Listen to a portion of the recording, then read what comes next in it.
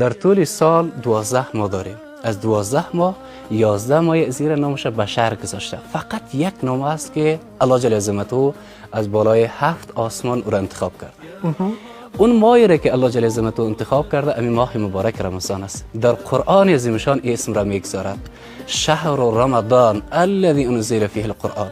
ماه مبارک رمضان چنان ماه زیبا است که در او قرآن نزول کرده.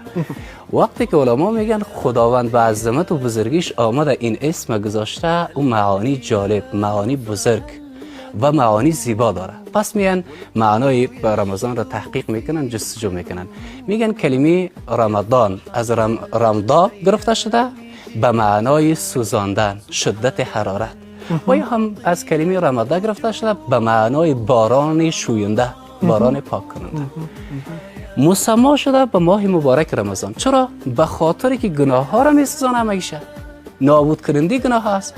و در حدیث دیگر پیامبر اکرم صلی الله علیه و سلم زیباتر بیان میکند، میگه ماه مبارک رمضان ماهی است که گناهان بندگان مؤمن در اونجا شسته میشود، نابود میشود و الله جل عظمته بندی خدا مغفرت میکند.